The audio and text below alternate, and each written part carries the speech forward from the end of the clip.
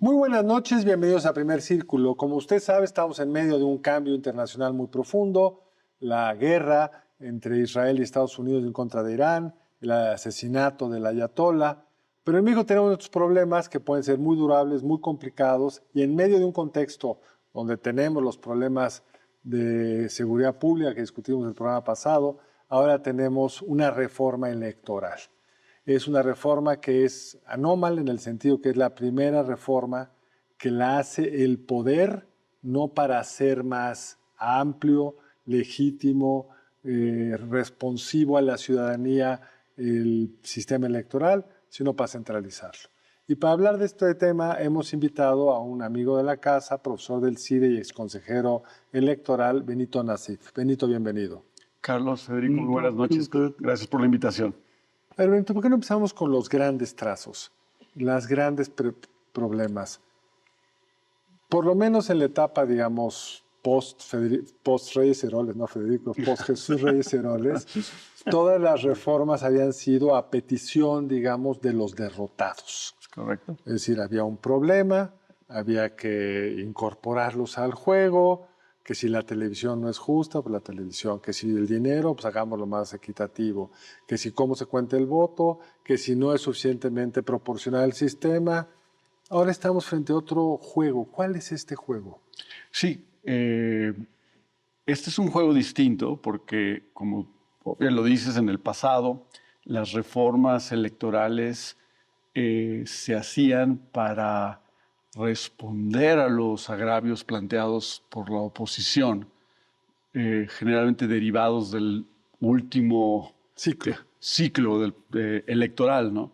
Y esta es la primera vez que no son los partidos de oposición los que proponen no estar respondiendo a los problemas planteados por los partidos políticos, particularmente los partidos de oposición, sino es una iniciativa de la presidenta Sheinbaum en este caso, y en el caso de López Obrador, quien también intentó hacer una reforma electoral, pasó exactamente lo mismo, lo cual lleva a la pregunta, ¿no? ¿Qué es lo que está motivando a la presidenta Sheinbaum para promover una reforma cuando muchas voces, incluidas la sociedad civil, como por ejemplo la Coparmex, dicen, bueno, este no es el momento, hay otras prioridades, hay otros problemas más importantes que México, el gobierno federal debe atender y no es el momento propicio para una reforma. Y mi propia lectura es que la presidenta Sheinbaum llega con ese compromiso. ¿Compromiso con quién? Con su movimiento y con el líder de ese movimiento, que es el expresidente López Obrador. Algo que me pone a mí realmente de malas. No queremos a Federico de malas. No, es esta argumentación económica de vamos a ahorrar con la reforma política, ¿no? Entonces en la mañana me puse a echar numeritos. Y pues numeritos son interesantes, ¿no? Si Pemex pierde el año pasado, perdió 780,000 millones de pesos. Son 56 cines. O sea, el presupuesto total del INE. Todo. El INE pagado por 56 años. Por 56, ándale. El INE pagado por 56 años. Después tienes la PREP, ¿no? Que a mí me parece que es un instrumento central, tú lo viviste como consejero, claro, central de la representación ciudadana. Entonces no es que podemos ahorrarnos al PREP que cuesta 328 millones de pesos. O sea, que un día de pérdidas de Pemex paga 7 PREPs. Perdón, dicen, los sueldos de los diputados, es que vamos a ahorrarnos 100 diputados. Los sueldos de los diputados te darían el equivalente a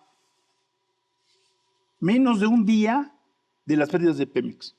Ya dejémonos de cuentos, ¿no? Claro, y no has mencionado a la CFE. Y no he mencionado a la CFE. Ahí lo traía yo. La CFE está muy contenta porque el año pasado contablemente ganaron, pero el problema de fondo es que gastan en lo que quieren y justifican los ahorros en los que no les gusta.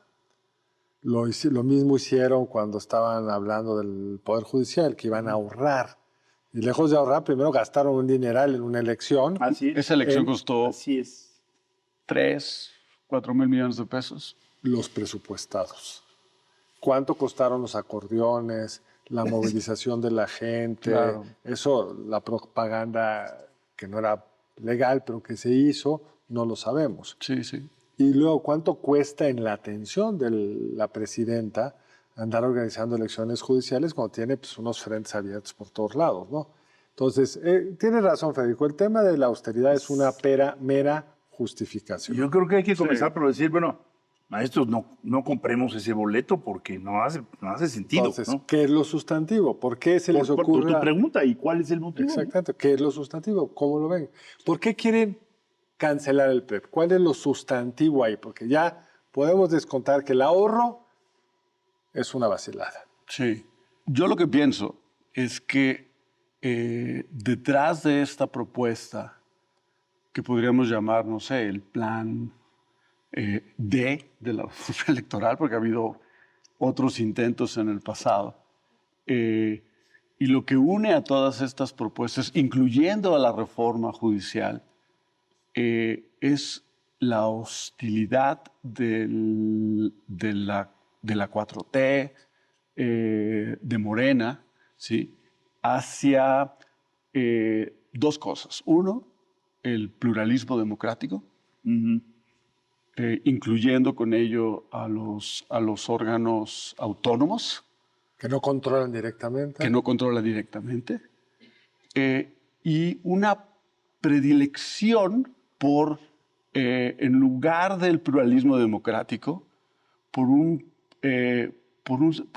una democracia más de carácter plebiscitario, donde el titular del Ejecutivo, el líder del movimiento, busca una relación directa con el electorado.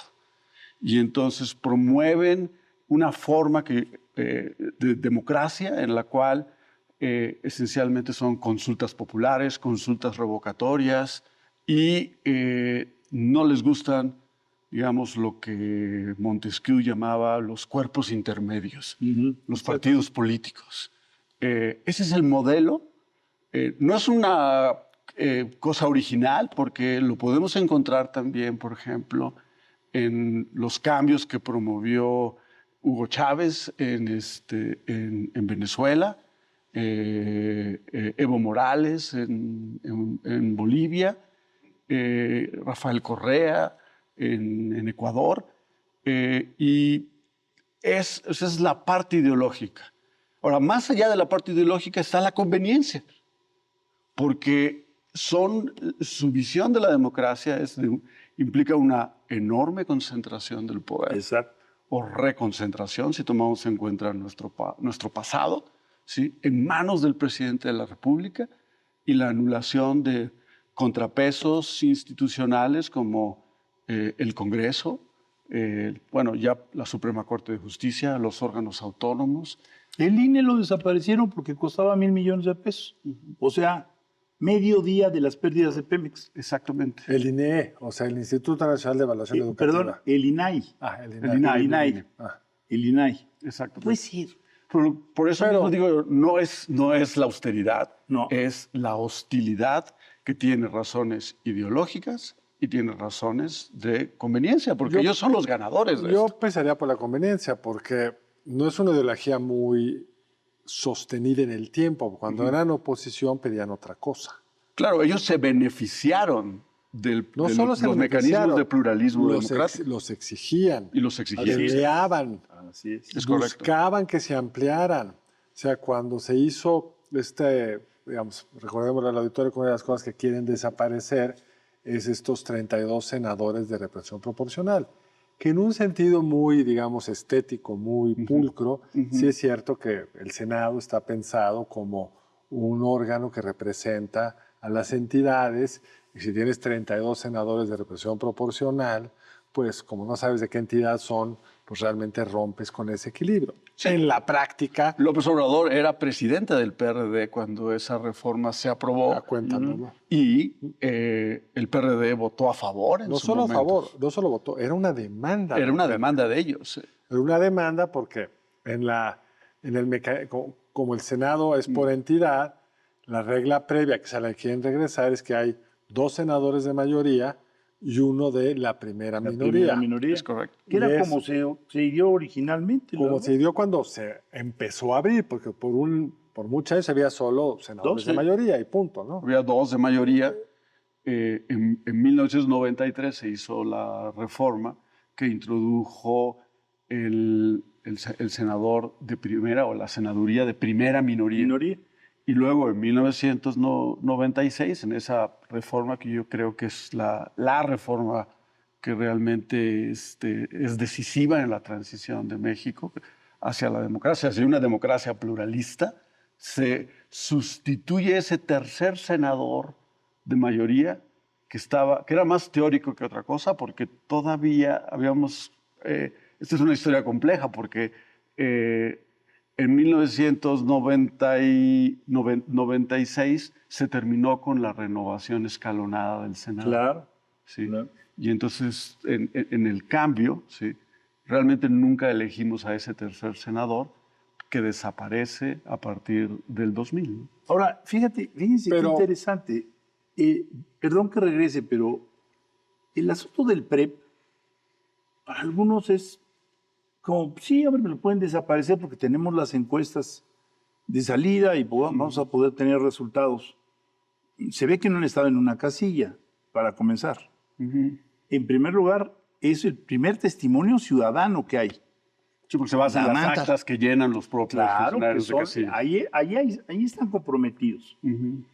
Si alguien ha sido funcionario de casilla, sabe que la jornada puede durar 12, 14, 18 horas. De ahí hay que llevar a los distritales. Esa es la parte complicada. Sí, y en la propuesta de la presidenta de la semana pasada se dice, no, y que comiencen el conteo la propia noche de la votación. No entiendo absolutamente nada. Claro. Pasan 48 horas y entonces ciudadanos frescos, por decirlo de alguna manera, que ya están metidos en la elección, son los que solo abren los paquetes que están en discusión. Los demás no se abren. Es un porcentaje bastante grande, por cierto. Sí, pero hay un ahorro en tanto que hay coincidencia. La clave de lo que dices es, cuidas que las personas estén en buen estado, digamos.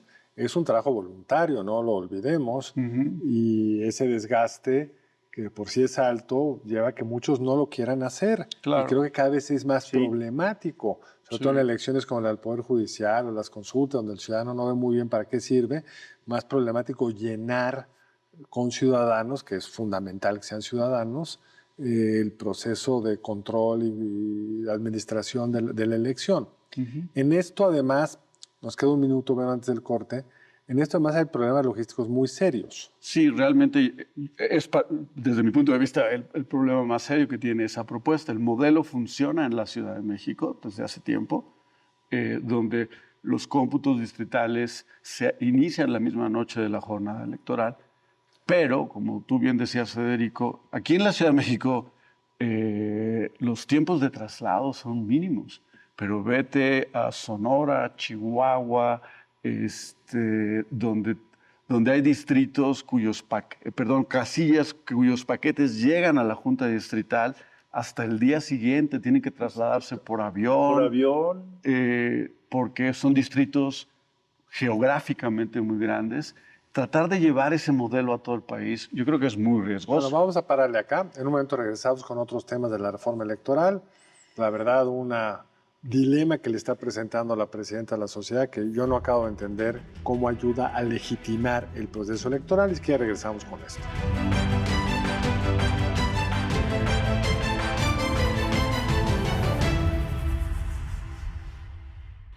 De regreso en Primer Círculo con Benito Nasif, discutimos la reforma electoral. Benito, a ver, hay un tema que realmente no entiendo. Yo creo que la presidenta tendría que mandarle flores a Norma Piña. ¿Por qué lo digo? A la expresidenta de la Suprema Corte de Justicia. De la Suprema Corte, porque gracias a que la Suprema Corte declaró inconstitucional, que era el plan C, si recuerdo, el plan B, o el que haya sido, si una reforma legal que de acuerdo a la Suprema Corte violentaba la Constitución y con la cual el presidente López Obrador pretendía organizar la elección de 2024, si la elección se hubiera organizado con esas reglas, la presidenta hubiera ganado más o menos igual, pero todos los derrotados hubieran podido argumentar, es porque cambiaste las reglas, porque las reglas te daban a ti el control, porque no fuimos partícipes del proceso, porque hay todos estos... Imagínense la elección del 24, que fue amplísima, sin PREP. Pues entonces habría habido todo motivo de suspicacia de que realmente se amplió mucho más de lo que las encuestas decían, porque las encuestas en general no tenían tal margen, a la presidenta le fue mejor que en las encuestas. En fin, estás minando la credibilidad del proceso electoral. ¿Con qué fin, Benito? Bueno, Pues como lo decíamos hace un momento, Benito no le encuentra cuál es el motivo. pero lo único, especulemos. lo que pienso es esa hostilidad a los mecanismos de pluralismo democrático, que ella responde a su movimiento, responde al líder de su Deja ser movimiento. más justo con la pregunta, porque tienes razón. Sí. ¿Tú crees que minaría la legitimidad, si se aprueba esta reforma, en las elecciones intermedias del 27? ¿El proceso va a ser menos legítimo? Yo creo que sí, porque la legitimidad depende de los partidos de oposición, curiosamente. Claro. Así ha sido históricamente en este país. Regresamos a la época, o regresaríamos a la época en que los partidos de oposición están en contra de las reglas de la elección ¿Qué electoral. puede decir el gobierno? Pues partiditos pequeñitos que sacan el 40% del voto, no Nada me más. importa. Nada más el 46, 45%, que fue lo que sacaron en la última elección, ¿no? Y ahora vamos a una elección en la que, dado que vamos a tener una menor polarización, porque no hay elecciones presidenciales, solamente elecciones legislativas, lo más probable es que los partidos de oposición crezcan un poco. ¿Sí? Ahora, otro asunto que no sé si tú conozcas el motivo, pero Ya que los responda. ya que nos explique. A ver, la representación proporcional en el mundo tiene la función también de llevar a los cuerpos legislativos a personajes que no necesariamente ganarían en una contienda de tierra. Vamos a decir, los que se llamaban los placeros en México, ¿no?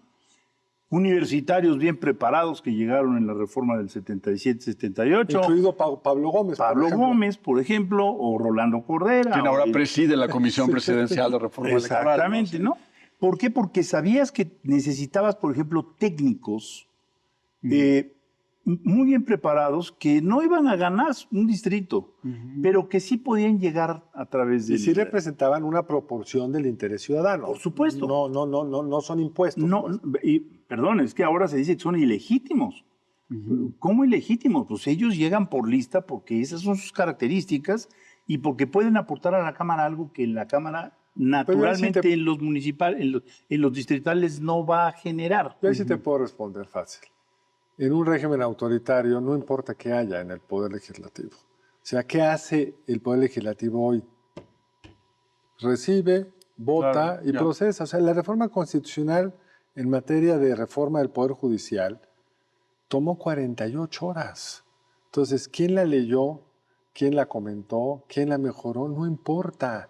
Eso yo creo que de otro mundo. Es decir, tiene que ver, yo creo, con la lógica dominante de este proceso, que es centralizar. De acuerdo, pero lo que va a ocurrir es un empobrecimiento de las cámaras. Sí, sí. A lo mejor es un deseo. Por algún motivo, hay 146 países que tienen representación proporcional. A lo mejor es lo porque que te permite en distintos grados. y mecanismos. Si ves la propuesta, la elección presidencial no la toca, ¿no? Sí. Es la de los legisladores, es la de diputados, la de los senadores, pero la elección presidencial. Y bueno, ya ha habido propuestas para reformar las elecciones presidenciales, como por ejemplo la segunda vuelta, que ha sido muy debatida en años anteriores. Que existe en casi todos los países del mundo. Así es. Exactamente. Casi todos los sistemas presidenciales, como el nuestro, en Sudamérica, por ejemplo, tienen la segunda vuelta. ¿Cuál son la excepción? ¿Costa Rica nada más o ya ni Costa Rica? ¿Quiénes no tienen segunda vuelta? ¿Pero qué tienes? Bueno, Estados Unidos no tiene segunda vuelta. Sí, pero en América Latina México, todos tienen. de democracias grandes de América Latina, Todas tienen. casi todas, ¿no? Chile, Argentina, Brasil, Brasil, Colombia, Perú. Colombia. Exactamente. En fin, digamos, es cierto, o sea. Y hay otros temas que a mí me parece que quedan afuera, que son muy penosos. Digamos, habrá que ver bien los detalles de la propuesta de la presidenta, pero esta figura de que quieren bajar a los memes que sean críticos, que el INE se encargue de evitar la circulación de falsedades. Primero es muy complicado porque la presidenta dice falsedades. ¿Qué vamos a hacer con las falsedades de la propia presidenta? Pero ¿quién es el encargado y con qué mecanismo se va a hacer eso? Cuando sabemos que las redes son así de los dos lados. No es que de un lado está la verdad y del otro lado están las mentiras. Claro. Sí, eso es preocupante y ese es un tema que el INE, al menos desde que las redes sociales empezaron a cobrar esta importancia que actualmente tiene y que creo que va a seguir creciendo. Entonces, bueno, ¿qué hacer con las campañas de desinformación? Y el INE ha seguido hasta ahora pues, la estrategia de combate a la desinformación con información, ¿sí? Y tratando de construir un consenso entre fuentes responsables dentro de los medios para que se identifiquen, para que sigan ciertas políticas que los hagan, pues, que asuman las consecuencias de lo que ellos dicen y que puedan ser identificados plenamente cuando se convierten en una fuente en las redes sociales. Ahora, tú has estado adentro. Otro punto que me parece verdaderamente increíble, o de un desconocimiento brutal de la operación del INE, es la idea de desaparecer los soples. ¿Qué son los soples? Hay que decirlo, los soples, que ya no se llaman OPLES, ¿no? Son los órganos estatales encargados de colocar, digamos, de hacer lo mismo, pero de manera más cercana a las personas. Pero son órganos ejecutivos que le ayudan al INE a ir en un territorio tan grande como es el nuestro, 2 millones de kilómetros cuadrados, pues te ayudan, no puede estar el INE presente en todas partes al mismo tiempo. Y esos soples, por ejemplo, se encargan de algo que a veces se nos olvida, que es le podríamos decir scouting o la exploración del territorio para saber dónde colocar las urnas, porque puede haber comunidades en Chiapas o en Puebla o en la Sierra de Puebla, donde sea, que estén divididas y no puedes poner las casillas demasiado cerca porque puede haber fricción. Yo creo que conviene, todo eso se pierde. Federico, aclarar aquí que la propuesta presidencial lo que quiere desaparecer son las juntas distritales permanentes del INE, que son distintas a los soples. Los soples son los organismos públicos electorales, que son las autoridades electorales locales, los que organizan las elecciones de gobernadores, diputados locales, presidentes municipales. Y la propuesta lo que busca desaparecer son las juntas distritales permanentes, que son 300.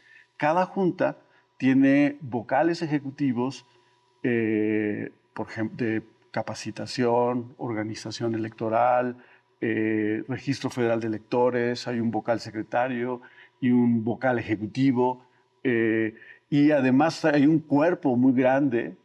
Muchos de estas juntas distritales son las que llevan a cabo los monitoreos de medios de televisión, radio. Una buena parte de sus integrantes forman parte del servicio profesional electoral. De hecho, si lo desapareces, el 80% del personal del servicio profesional electoral del INE de las juntas desaparece. ¿Y por qué lo vas a sustituir, según la propuesta, por empleados temporales? ¿Sí? ¿Qué es lo que pierdes? Pierdes mucho, realmente. Pierdes el profesionalismo, este arreglo de incentivos para ir preparándote y obtener promociones. Pierdes la experiencia que se acumula de una elección a otra.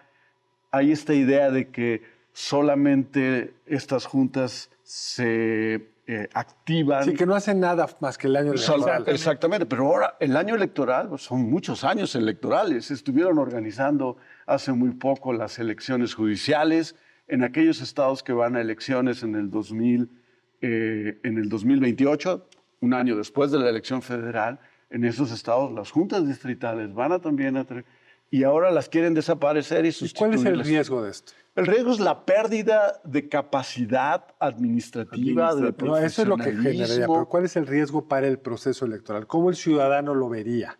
Primero, el ciudadano que es funcionario de casilla estaría interactuando con un personal del INE menos preparado, ¿Menos preparado? menos profesional, Menos conocedor. menos conocedor, o sea, Pero este gobierno todo lo hace un poco así, y al final las cosas como que medio salen. Claro. O no. O no. O el riesgo o es no. o el riesgo es que el proceso electoral no se pueda llevar a cabo. O sea, salga mal. ¿Cómo qué podría salir mal? Estamos Desde tan acostumbrados a que salga bien, que no Exactamente. sabemos qué es lo que salga. Se anulen muchas casillas, se anulen elecciones porque no se organizó bien la O elección. sea, no llegaron los representantes. Exactamente. Se puede tomaron haber- decisiones que ponen en riesgo la elección porque es personal que Pero realmente esto ahorra no está dinero. capacitado. No, es que lo barato puede salir muy caro. Muy caro. Volver a hacer una elección, ¿sí? Cuesta el doble, más o menos. El otro día se hacía un cálculo de cuántas son las Tenemos un casillas en las cuales muy probablemente no haya representantes de los partidos políticos. Bueno, vamos a regresar a los 80, en donde tenía que ser la ciudadanía la que cumpliera ese papel. Perdón, esto es dramático. Claro. Nos quedan minutos. ¿Tú crees que los partidos socios de Morena que se ven afectados con alguna de estas propuestas van a votar a favor, el Verde y el PT? Yo creo que hay cosas que van en contra de sus intereses y que a menos que reciban una compensación por ese costo, esa pérdida que van a sufrir, como por ejemplo financiamiento público a partidos políticos, menor representación en el Congreso, particularmente en el Senado por la desaparición de las senadurías de representación proporcional, menor control sobre quién llega al Congreso para representar a sus partidos políticos, a menos que haya una compensación muy clara y no se ve hasta ahora. Yo creo que esas partes del proyecto lo pueden votar. Y en las contra. partes más de procedimientos, de INE, de PREP, todo eso crees que no le importa gran cosa. No, y además esas cosas se pueden hacer sin cambio constitucional, Pues, donde Benito, Morena no Así necesitaría. es, Benito, muchas gracias. Gracias a ustedes por la Benito, oportunidad. mil gracias. Nos vemos la próxima aquí en Primer Círculo. Buenas noches, nos vemos el lunes entrante aquí en Primer Círculo.